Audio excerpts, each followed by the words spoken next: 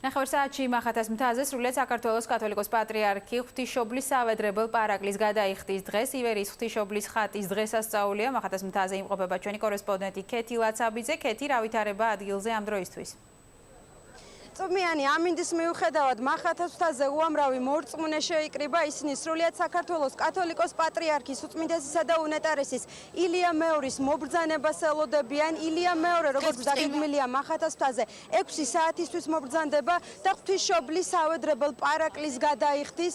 დღეს ივერიის ღვთისმშობლის სახელობის დღესასწაულია, რომელიც უკვე მესამედ იმართება. ამ წუთას ჩვენ ვდგავართ საძირკველზე, რომელიც იკურთხა 2011 წელს, 2012 წელს საძირკველი გაიჭრა, ხოლო დღეს უკვე ის ამოშენებულია და მიმდინარე თვეს უკვე დაიწყება ამ საძირკველზე ივერიის ღვთისმშობლის სახელობის ტაძრის მშენებლობა. გალობელთა გუნდი ამ წუთებში ბოლო რეპეტიციას გადის და ისინი უწმინდესის დასახვედრად ემზადებიან.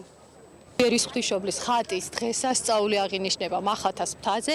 ჩვენ ახლა სწორედ საძირკველზე ვიმყოფებით ივერიის ღვთისმშობლის ხატის სახელობის ტაძრის, რომელსაც საძირკველი შარშან ჩაეყარა.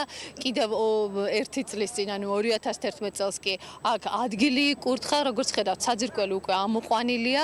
დაიწყება მშენებლობის მეორე ეტაპი. რამდენიმე ათასმა ადამიანმა ერთად უნდა შეასრულოს დღეს საგალობელი და მე მგონი ეს იქნება ესეთი ყველაზე საოცარი და დასამოხსოვრებელი ბედნიერი წუთები ყველა იმ ადამიანისთვის, ვინც დღეს აი ამ სახალხო ზეიმში და დღესასწაულში მიიღებს მონაწილეობას.